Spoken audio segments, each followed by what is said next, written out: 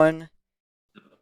Alrighty, welcome everybody to the Tip Off Truth Show. I am your host Nick, and I am accompanied by Derek and Bryce, and then a special guest here, my father. Everybody, Hello.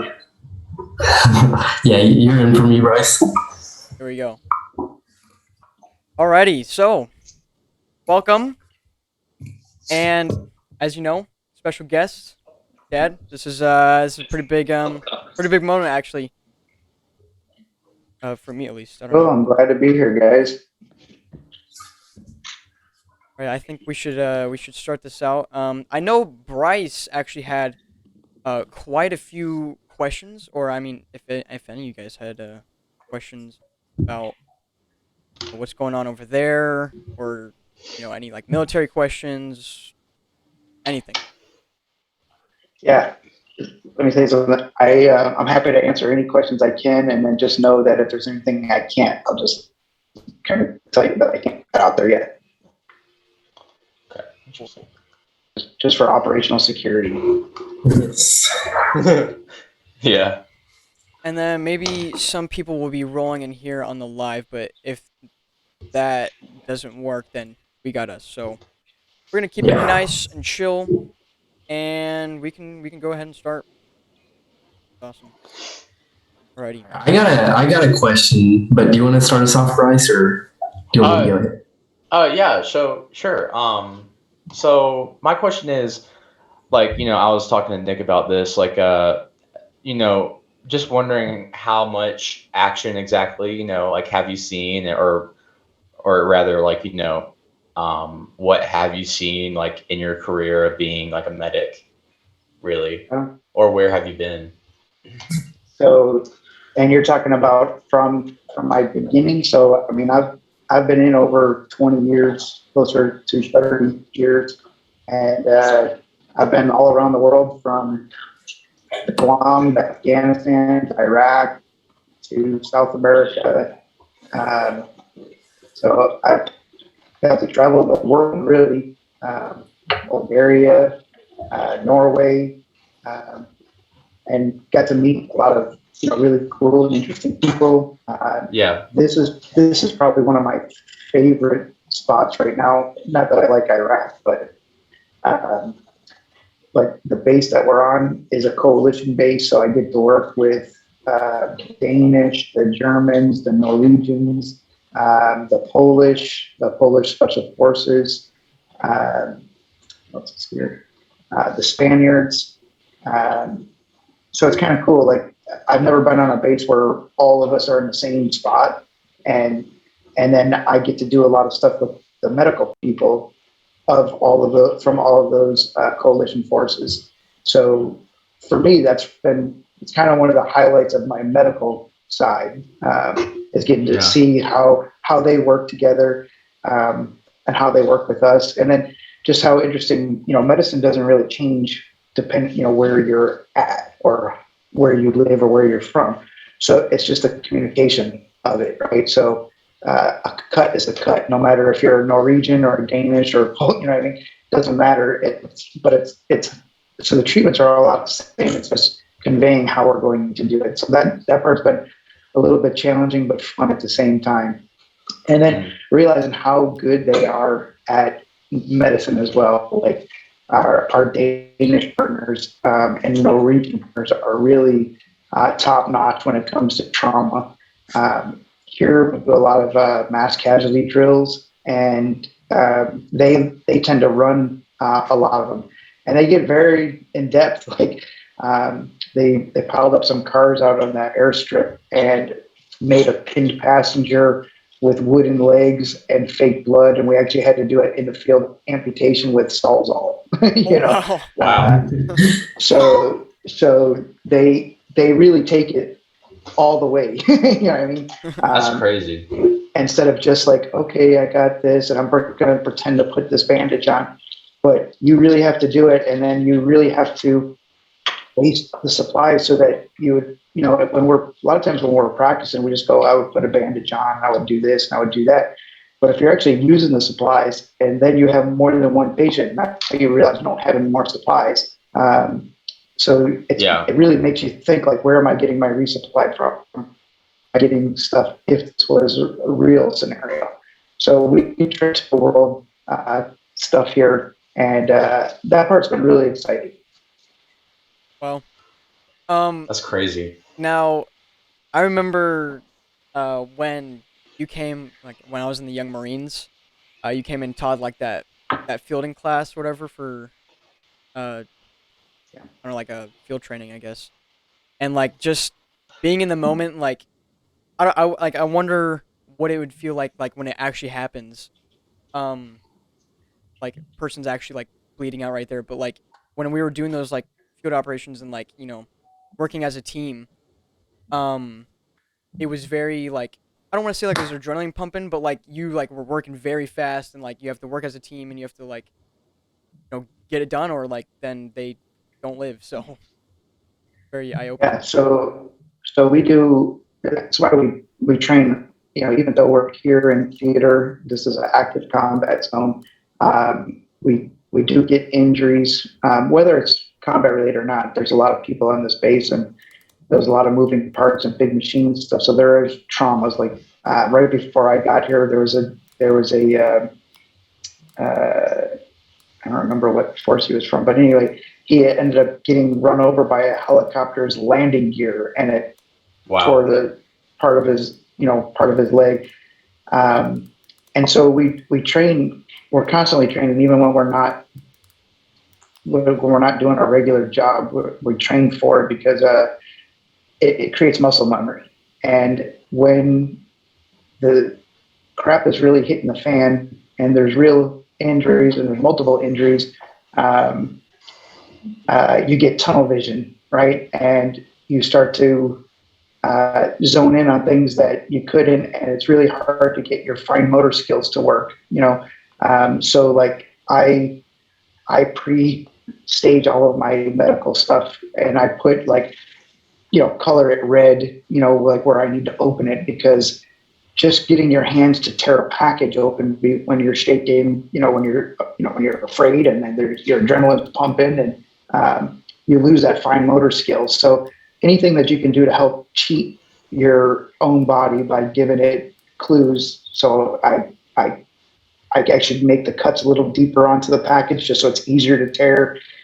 I color the openings red so it's a visual cue for me. So I try to decrease my fail points so that my body doesn't have to think as much in that moment, because you do start to just phase out, and the adrenaline's overwhelming, and there's a lot going on, and then remember that let your training kick in, and this will sound bad, but I always tell my medics, like, just remember you're not the one dying. So take a breath, think about what you got to do, and do your job, right? And save that person.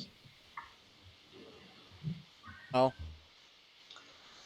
That's crazy.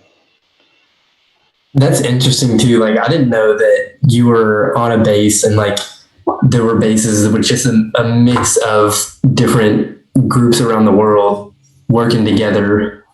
I just thought that was pretty interesting too. And this is the first time I've ever done it. I've trained with the Canadian Marines before, but that was just like a one-on-one. But this is the first base I've been on that's been multinational, and we really all do work together. The Germans run a lot of the radar stuff here. The Danish have helicopters. The Polish are out like getting intelligence stuff. Like it really is a fine-tuned machine. It's a big machine, but it's pretty fine-tuned, and all of us have a part to play in it. So it's fun. And then I have a weekly meeting with all of the medical assets from all of the different coalition forces. And like right now, we still have COVID here, right? So COVID's been a big deal, and just trying to mitigate the risk to all of the people so that we can stay operational when people get COVID, right? great. We still have a mission to continue. So being able to isolate people and yet keep the mission going. That part's been a challenge right now.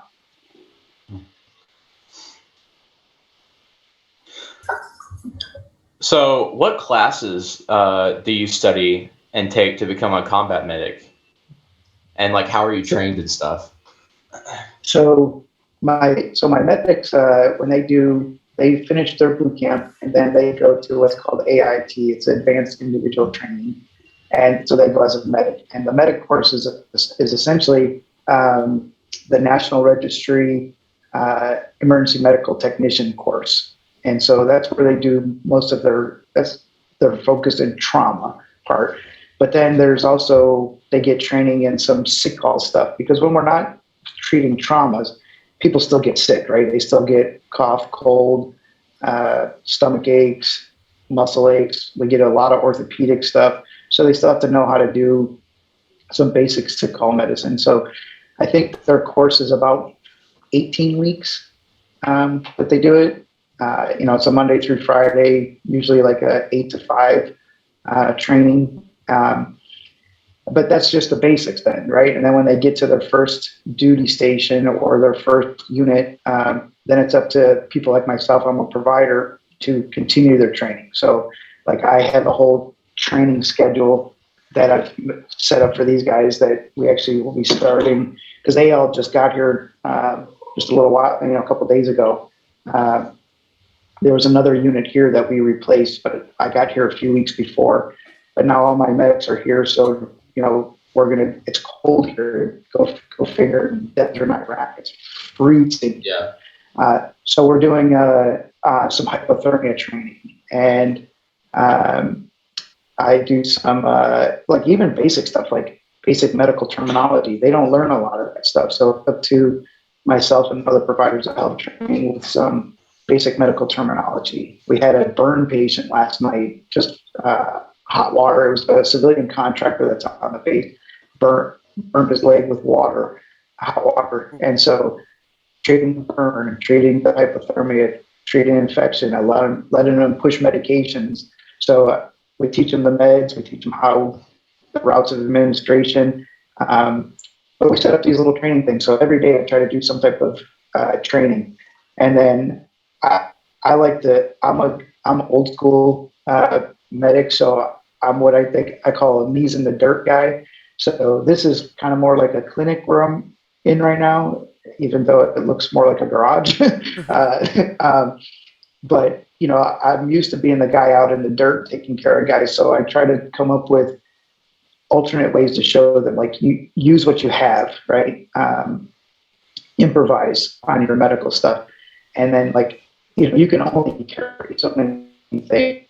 So as a field medic, like, I try to only carry stuff that I can use for more than one thing, right? So I don't carry something if I can only use it for one thing. So Right. I want everything I carry to be multi-purposeful, and sometimes you have to improvise. So I like to show them some of the improvised equipment that I've come up with and why I use it, and they like that stuff. That's the cool guy stuff, right? It's not commercially marketed. It's not out there. It's just somebody who's been doing it for a long time and what they've come up with and what works for them, and they've seen work, and they like that. So that part's been fun. I know, maybe just to clear the atmosphere, this question, but since I like flying and stuff like that, but I don't know if Bryce or Derek knew this, but it's not a direct flight over to Iraq, and it's not No. just Oh a yeah. couple days, Yeah. but it's rather quite a journey, really from start to finish, from like starting to getting prepared for stuff like that, and then actually getting there onto the base. Yeah. Yeah. So I can tell you, on my journey was I had to go to Fort Bliss, Texas, for 2 weeks. They call it a CRC. It's a place where they validate that you have all the credentials and the training that's required for your particular job to go into theater to do your job. And then there's a medical portion as well, where they make sure you're physically fit or medically fit to deploy, that you're not going to have any issues, that you have all the proper training. You do range that you qualify on your weapons that you're going to carry in theater. So they validate that you're able to go. So that was a 2-week process.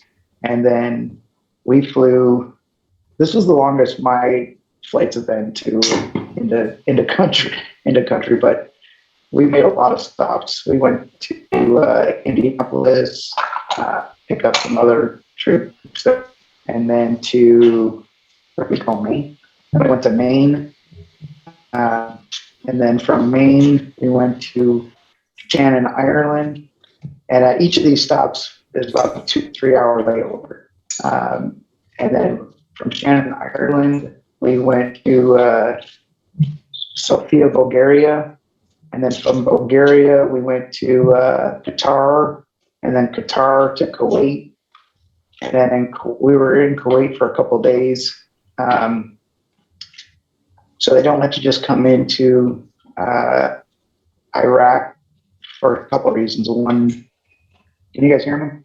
Yes. Yeah, it's just a little lag, like into yellow, but we can hear you.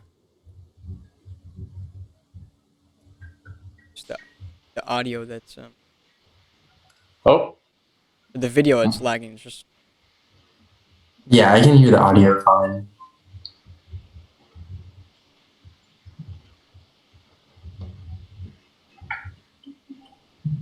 well, I guess you disconnect. uh-oh. Good old Iraq. I actually Yes. set up the times on the live stream. Right now it's for the viewers out there. It's 7:18 over there, and right now where I am, Central Standard Time is 10:18. Wow. That is the time for Baghdad. Baghdad. Baghdad. Hey, can you Iraq. guys Yes, can you guys hear me Yes. I again? can hear you. Yes. Sorry about that. Our internet's not all that great here. Figure that. So anyway, I don't know where you could hear me go to, but Right off at Shannon, Ireland. so we went from Shannon, Ireland to Sofia, Bulgaria, Sofia, Bulgaria to Qatar, Qatar to Kuwait, and then in Kuwait we got stuck there for a few days because there's requirements to come into Iraq depending on the threat situation, and then weather, because the enemy is always trying to take out a aircraft. So they do what's called a combat landing, which Wow. you're not. It's much faster landing than on a commercial plane. Let's just say that. Yeah. It's like you're up and then you're down, and you're like, wow. And it was actually pretty smooth, so I was glad about that. But so yeah, it was a long journey. And during that, you're just waiting to get there. Like at that point, you're just like, I just want to get there already and get off this plane. But I would not want to be in a plane for, well, at least like passenger, for that long. Up and down, and Yeah. different time zones. It's Yeah. like an 8-hour difference. Well, speaking of like, moving from place to place or whatever, how's sleeping or how's your quarters and stuff? What's that look like? So that's a good question. So we live in something that we call CHU City, and CHU is abbreviation for closed housing unit or contained housing unit. And so you guys know those like a Connex on the back of a truck, like a semi truck, those big boxes. Oh yeah. Yeah. So that's a container. And so what they've done is they've converted them into rooms, and I think they get about 2 rooms out of each one of those. And so it's a bunch of these lined up inside of this like tin hangar, and then we have these concrete bunkers right outside our door, and then we have these concrete T-walls that It's just like big pieces of concrete that protect the backside of your chew. And then if we have, if there's any threats of attack or anything, then we move into the bunker right outside. So that's what you do if you're in your chew. And then we have what's called a sense and warning thing. So if it senses mortars or rockets or drones coming in, then there's like a loudspeaker that'll say, incoming, incoming, incoming, and you're supposed to grab That's crazy. your battle gear, and then you get into your bunker. And then as medics, they'll give an initial call, and that gives us the thing that says, okay, if you're essential personnel like medics, you can leave the bunker. Everybody else stays there. And then we start preparing and looking for going up to so my job is I go up to our tactical operations center, see where points of impact are, and to try to determine if there's going to be casualties, like if it hit a different living area, or if it just hit out in a field, and missed us completely, to try to determine if we're going to have what type of casualties we might have from it.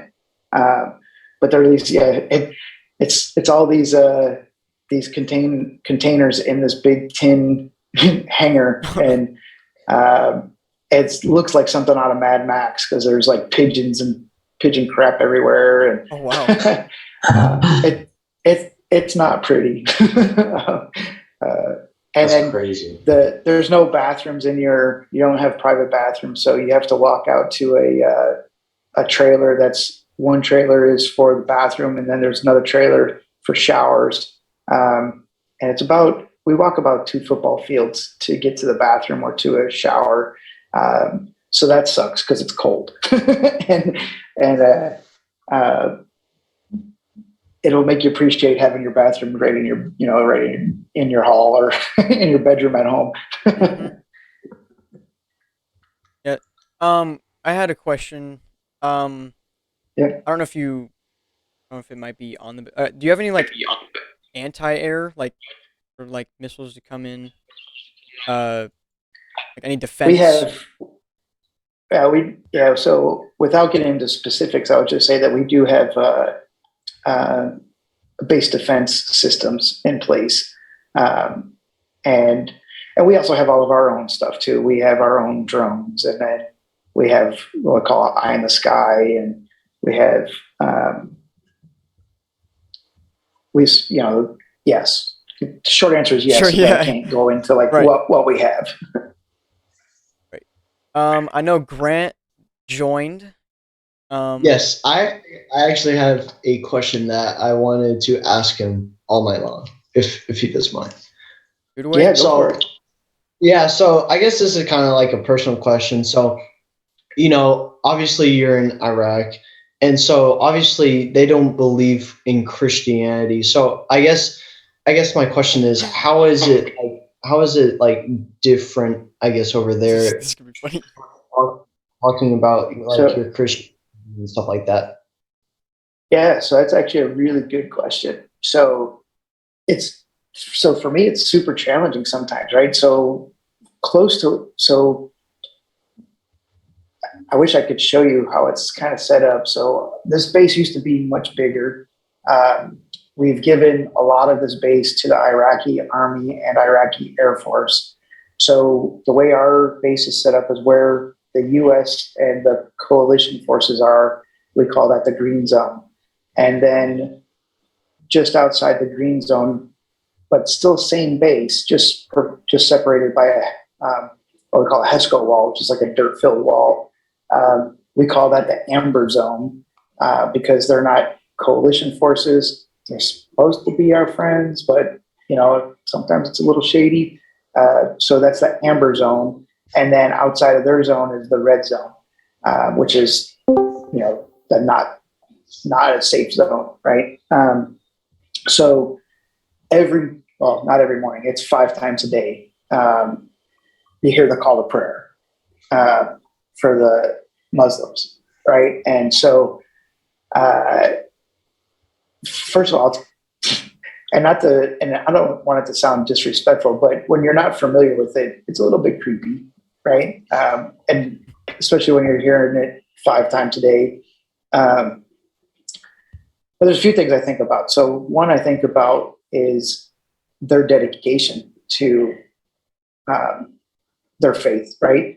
And I do wish that Christians were as faithful as Muslims, right? Because they religiously and faithfully pray 5 times a day. And I know people that say they're Christians that might not pray 5 times in a week or 5 times in a month, right?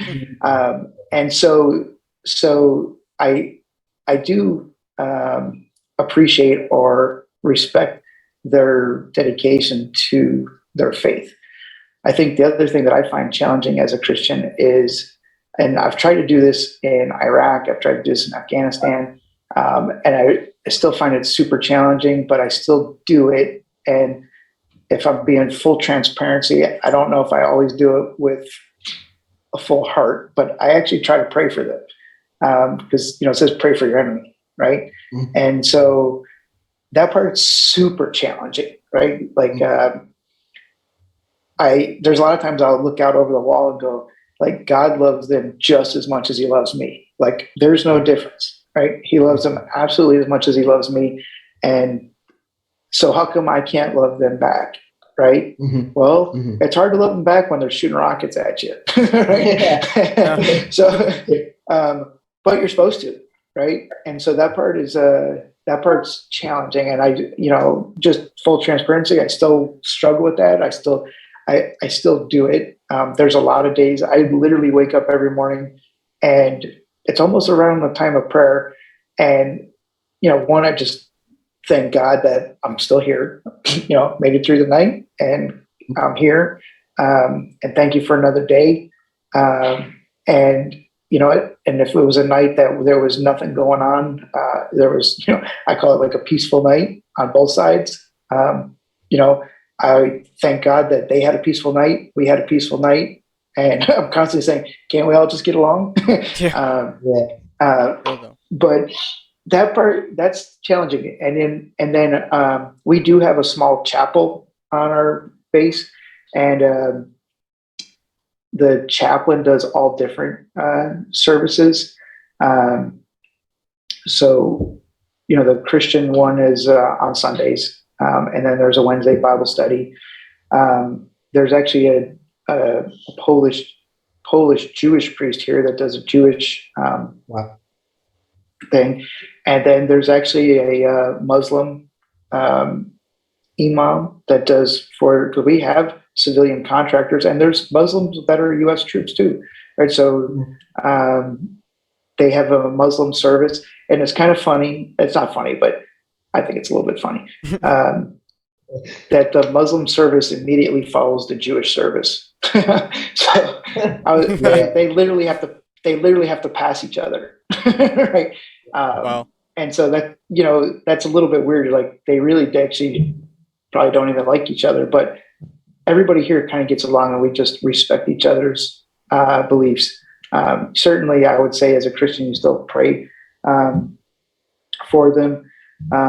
But it is nice that everybody does respect each other's beliefs here. But the most challenging part is, I would say, if you really wanted to challenge yourself, to pray for your enemy. And this place is a place that you can really do that. Like it's, it's easy to sit back home and go, oh, I'm going to pray for my enemy. But you have to really think about who your enemy is. You don't have to think about it here. It's very clear who your enemy is. They're across the wall. And when you are attacked, to go, I still have to pray for them, right? That part is super challenging.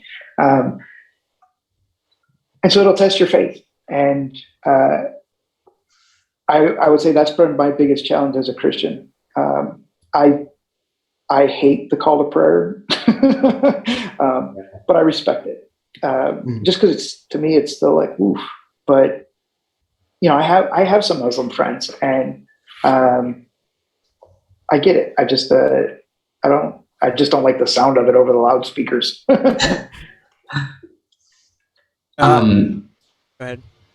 Is there any people different religions trying to teach other people about their religion, or any people trying to convert them at all? So not that I have seen, and we don't see it as much. I would say probably on the U.S. troop side or even on the coalition force side. What happens within the civilian? There's a lot of civilian contractors here from all over the world. A lot from like India and crap, I can't think of some Philippines and I mean literally all around the world. There's civilian contractors here that this is their job. They come and take care. So it's contractor work to take care of the bases, say showers, toilets, the living areas. We have like a laundry machines. We have a fire department. So all of those are civilians that run a lot of that. Our chow hall is run by civilians. The dining facility. So there's probably more than 500 civilians on this base that are multinational from literally from around the world. They could be from Jordan, Saudi, wherever, all the way to India. So I don't know if So I haven't seen it myself, and truly, I never even saw it in Afghanistan. Like I would do Bible studies in Afghanistan for some of our U.S. troops, especially before they went out on missions. And some of our Afghan interpreters would come in and they would listen. They didn't criticize. Some of them didn't even ask, they didn't ask any questions, but it was actually, I think they were just curious. And Nick knows one. I mean, we got him to come back to the U.S. as, he was one of my interpreters. He still always tells me, and I don't really know which God, his God, my God, but, he'll always say, God bless you, brother. And, or I'm praying for you. But he's Muslim. And he knows I'm Christian. So, very cool, dude. I think there can be, I think if you respect the other person, and continue to pray for them, I think the biggest thing to remember on the Christian side of this is that it is not our job to convert them, right? It's our job to live a life worthy of Christ. It's our job to show Christ's love, and it's the Holy Spirit's job to move them to accept Jesus, not ours, right? So I think as long as you continue to plant the seeds, and it's the hardest thing I thought of learning to witness to people is I always wanted to know, like, what do you say? What do you got to do? Like, there's got to be, I'm a checklist person, right? Like I want to mark the boxes off and say, okay, did this. But the simplest answer is it's just you living your life. Live your life how you're supposed to, according to God's word. And people ask questions like, what makes you different? Why are you like this? And then that gives you opportunity to share some testimony and share without ever having to try to beat them down with the Bible or verses or anything like that. You just share your love for them. It's going to make them curious. And that's not just in the Muslim community, but that's in your everyday life at school and work and wherever you're at. Wow. Speaking of religions and different cultures, what's the language barrier like there? It can be challenging. It really even within the coalition forces. I would say that the Danes and the Norwegians do a really good job of speaking English. I actually kind of feel bad. Like they all try to speak English. All of our coalition forces, the Germans, the Spaniards, like everybody. And the Americans, we don't know anybody's language. So, we don't know anybody's language. But they do a good job. And like I think right now the Germans and the Polish are probably the hardest for me to understand. But they try, and we get it. Sometimes it's with some hand gestures too, or drawing some stuff out. But I think we're all pretty good about trying to help each other out. Like the nice thing is, at least on the medical side, is if there is somebody injured, we get all kinds of help that come. Everybody wants to come and help, right? So whether let's just say it's a civilian contractor, but everybody hears about it. The Norwegians and the Poles and the Germans, everybody comes to try it out. So a lot of people know other languages. I don't know any. So the language barrier can be a challenge, but it's been a fun thing to try to work through too. And like one of our docs here, Doc Johnson, he's been trying to learn Spanish even before we got here. And then the day we got here, he actually got to teach a trauma course to some of the Spaniards, and he got to use some of his Spanish, right? So that was cool. But we can always find interpreters. There are linguists within the military that we can use to translate if we're really struggling. Oh, I don't want to put him on the spot, but Tristan did join, not too long ago. But if he had any questions, and you don't have to, but you could. But yeah. I don't have any right now. That's a good question, Tristan. No, I'm just kidding. I actually do have one. Go ahead. About so you said there are like new people that come in that you have to train and stuff. What is that like? Like you train them also like their maturity level and too, since they're like young and learning new things.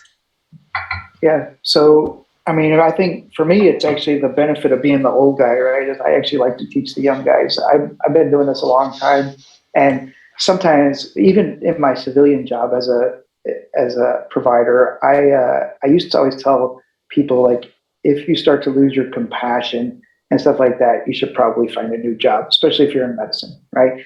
And I would tell you that after my tour to Afghanistan, I started to lose some of my compassion. And I found a new job. But when I'm around these young guys that are excited about it, it kind of gets me excited about it again. And so, because I remember being that guy that wanted to learn this. And so for me, it's refreshing to see these young guys want to learn and want to do more and understand more. So it makes me want to be a better teacher so that they get that experience. They get the experience of learning it, and then it's probably the best thing about the military is the hands-on experience, right? Like you can do classroom crap all the time, and I'm not the classroom guy. I do like to give a little class about the stuff, but my classes are pretty, I keep it simple, stupid method, right?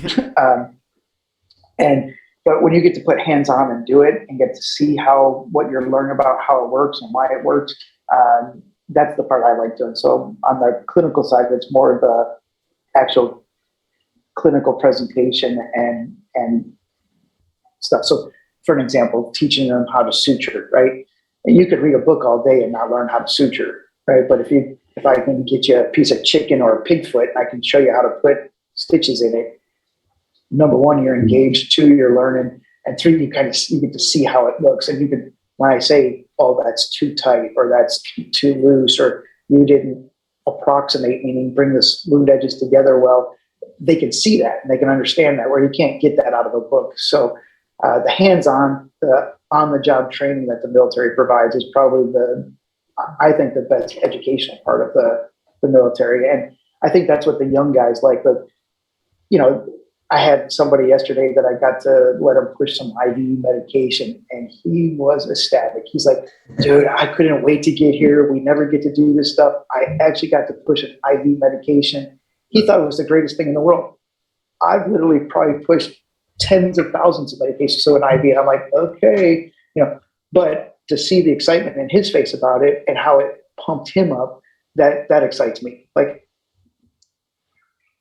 and, the key behind being a good leader is trying to make your guys better than you were, right? So if you can make somebody better than you, then you've done something, right? So I'm constantly trying to push them to become better.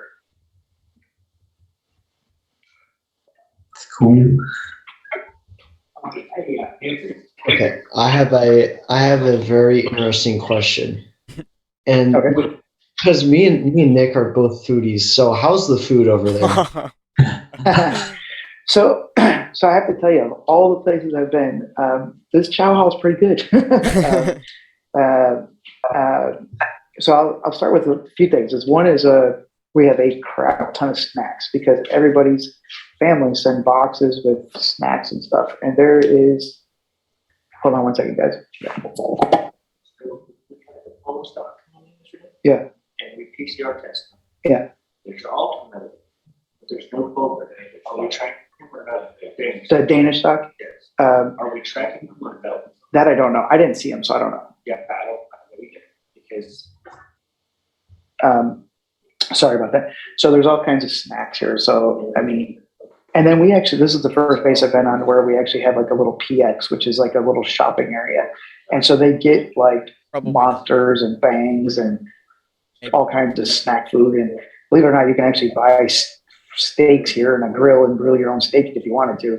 Wow. But we have a chow hall, and the chow hall, it's 3 times a day. And I don't know how people could lose weight here because they put so much food on your plate. But like for breakfast, I can go get a made to order omelet. You know, they have somebody making omelets.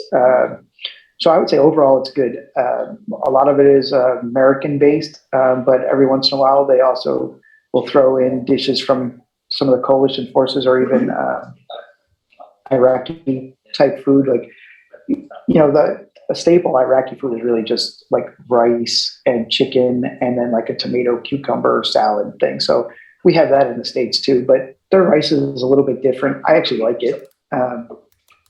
And they dip their bread. They have a flat bread that's really good. I like that. What's their bread called? Should have just made, yeah, he can answer. The Iraqi bread. Is it naan? I think it's called naan. It's like a pita bread. That's actually really good. And they dip it in like it almost tastes like a tomato soup or a vegetable soup. And that was good. But the food overall is pretty good. On Fridays, we do get steak and shrimp. So everybody likes Fridays. That's good. Yeah. So, I mean, food is good here. Like, I can't complain about food. It's better than eating MREs, I can tell you that. I don't doubt it. I think I have a question. Yeah. What is like your favorite person that you've met from your deployments? Ooh, my favorite person. And I Or don't it could know be if I like a couple of people. Really putting him on the spot.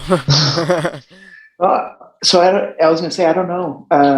Levi lived with us for 2 years, so Yeah, I had one of my medics from Afghanistan lived with me for 2 years, so I'd probably say he was one of my favorite people. My interpreter, I mean, I sponsored him to come back to the U.S. to become a U.S. citizen, and so he's probably going to be one of my he's cool, dude. favorite people.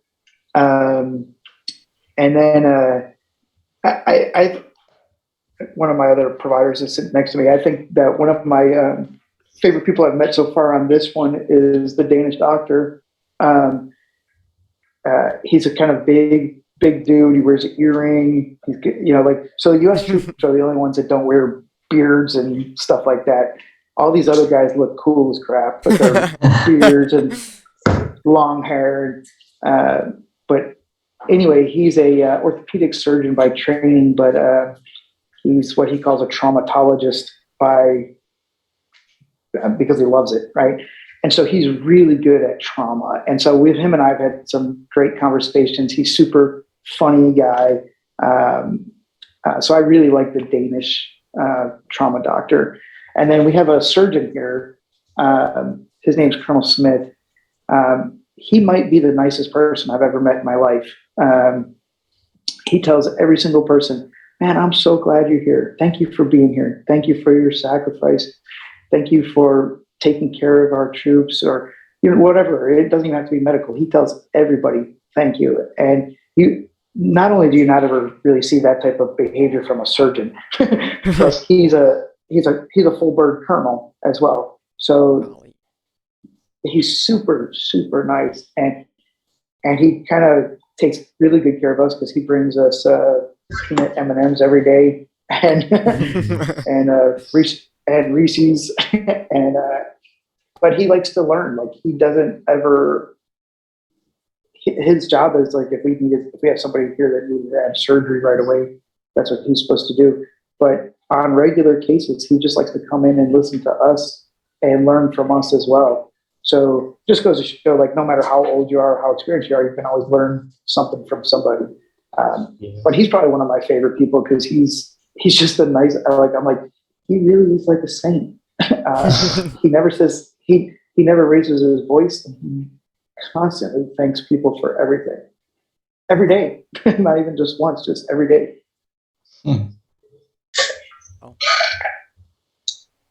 I He'd be did a great have. person to explain the. I'm sorry. Oh, my bad. I was gonna say he'd be a great person to, when you talk about just being thankful. Like he'll even tell you, like there's times where I'm mad about being here, right? I miss my kids, I miss my life, and he's like, man, I'm just thankful we get to be here, right? Like God put us here for a reason and a purpose, and I just love that we get to be here, and it's just a different way of thinking about it, right? Wow. And so trying to think of it, you could sit here and be bitter, or you can sit here and have a thankful heart, right? And so I'm trying to change my ways. I would tell you that not every day do I have a thankful heart for being here. But what was your question? Yeah. So I know, like, as a medic, sorry, it's like your job to, save people and everything. But in a situation where you're are on the battlefield, can you carry a weapon? Yeah. So all of us carry weapons. My medics carry both the M4 and what we call M9, or actually it's called M17 now, but so it's a 9mm pistol and a 223 rifle. And then all of the providers carry 9mm. But everybody and all the coalition forces, we carry weapons everywhere we go. So even if you go to the gym and you got your shorts on, you got a duty belt with your weapon on. So all personnel on this base, unless you're a civilian, carry a weapon. Wow. That's crazy. Yeah. So there's a lot of guns here. that being said, are there any like murders or any like tragedies like that happen on the base? So not that I know of. So we owe. So I would say there's the potential for negligent discharge. If somebody doesn't clear their weapon. Here at our clinic, if you check into the clinic, there's a medic that meets you at the door and clears your weapon for you so that nobody comes in. The only people with weapons in the clinic Something like that. are the medical staff. Edmund. If you come into our clinic as a patient, like an old wives' tale, we take your weapon, we clear your weapon, and we lock it up, and you get it back when you're not a patient. And that way, we can kind of control, make sure there's no accidents or somebody. People have mental breakdowns here. We don't want anybody coming in and shooting us up. So we take their weapons from them. But as far as I know, there's not been any quote murders on base. As far as that goes, I would tell you that when I was in Afghanistan, we had there was a negligent discharge that killed one of my guys, and somebody had the saw. It's a M249 saw, and he didn't clear it appropriately. And when he set his weapon down, it discharged, and a round fired through the wall and hit one of my guys in the head. So it wasn't a murder, but it was a negligent discharge from not clearing his weapon appropriately. So those type of things can happen for sure. So if that happens, what happens to the guy that like set the weapon down? So I mean, he got what's called an Article 15, which is a mark in his military record, and then it'll go to court. I don't know what ended up happening with it'll go to court martial, and I don't know that you know, you hate to see it because it's not like the guy meant to do it, but he also was negligent with his firearm. So there should be some type of penalty, but you know, it's one of those that you hate to see. And I don't know what ended up happening to him, but he'll face a court martial, and I mean, and it could be anywhere from, you know, being put in jail in the brig to, you know, kind of like in the U.S. where you get, you know, involuntary manslaughter type charge, and you may have to do some time, or you may have, you know, or he's going to get dishonorably discharged. But So one of our viewers had a question. And I don't like this might be like an old wives' tale or something like that, but uh, he just thought that if is there like a rule in war where like the enemy or like whoever's not supposed to shoot at medics or whatever? so that goes to the Geneva Convention, and so, but there's two things. So the Geneva Convention says, you know, you're not supposed to shoot medics, but there's the law of armed conflict that stipulates the rules behind that. So the only way that that is really relevant is if you are wearing the red cross on both sides of your helmet and on both arms, and you're not carrying a weapon. Once you carry a weapon, even a sidearm, even if it's to protect your patient, you are an armed combatant and a legal target. So medics can be shot at because we carry our weapons, and we can also shoot back. Because I don't wear the red crosses anywhere. That just makes you a target. Yep. Or thumb right there.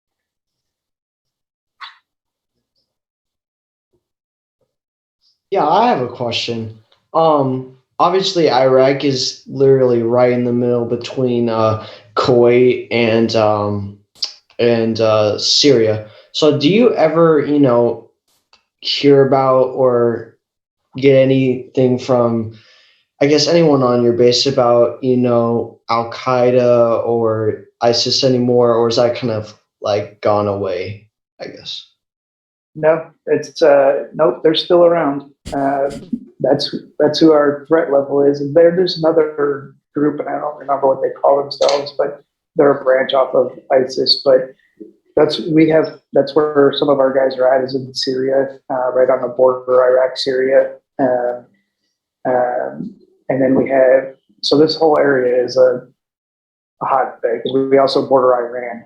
And so Iran is usually who's supplying these militia type groups with weapons and knowledge and ammo and whatever they need, intelligence, but not, you know, but not formally attacking the U.S. as Iran, right? So they do it through these groups. But yeah, I'd say Kuwait is pretty safe. They don't usually get too much going on in Kuwait. But Iraq, Syria, Jordan are kind of more of the areas of targets of opportunity. I think we have time for one more question, and we'll probably wrap it up after that. Okay. Anyone has any last questions? Shoot away. I don't know. What about actually here? You know what? What about, you know, like gym, like fitness and stuff like that? On the Yeah. regular. So we have a gym here. It's actually a pretty big gym. I have not visited it that often. I need to. I keep saying I'm going to, but like one of my docs here, Doc Johnson, man, he goes probably 3 times a day. Wow. There's some big dudes here. There's some big dudes here. Because if you're not doing your job, there's not a lot else to do. Watch movies or go to the gym. You know, your movies are just what you put on your computer or hard drive or whatever. Go to the gym. There is a little USO here, and they try to do a little nightly event. Like they might have a cornhole night or a rock painting night or whatever. Just things that kind of occupy your mind. That's the hardest part, is when you have downtime, not letting your mind play tricks on you, right? Not not letting the loneliness or the anxiety of threat get to you, right? Because it can kind of wear you out. So the gym is important. Help keep you one physically fit, but it also is a good distractor from all those things. Because we have to deal with a lot of people anxious because you never know when it's going to be incoming from a drone attack or a rocket attack or whatever. So there's always this heightened sense of crap. I don't want to go because I don't want to have to. Where am I? You're always trying to think of where's the closest shelter to where you're at, and do I have my body armor and blah blah blah. So it's a good distraction. The gym is a really nice gym. It's open 24/7. It's open 24/7. And so they do. It's set up nice though. Nice. Cool. Well, we don't want to keep you that long because I know you have to get your day started because it is about to be 8 o'clock over there. In it's Iraq. my sick call time. But yeah, we're gonna wrap it up for the podcast. It's been an awesome pleasure. And if you guys are all down, I mean, Dad, if you're down to do it again, Oh yeah, this was fun. I like your guys' questions. You guys did a really good job. I like the questions. I really appreciate you guys having me on your show. I think it's the coolest thing ever. I've never been on a podcast before, so Heck yeah, here we go. Well, I really appreciate you, and thank you for your service again. Oh yeah, I appreciate you guys. Thank you so much. But yeah, I would love to do it again with you guys. Come up with some more questions, and I have other guys here too that you can get another perspective from. I'd love to. I can make them get on and talk. You can get it from, we can get you can hear from I'm one of the officers, but I can get one of my young medics, to tell you what their perspective is. Yeah. So it would be awesome. That would be really cool. Yeah. Well, guys, thanks for having me. Thank you for doing this. As a cut for the podcast.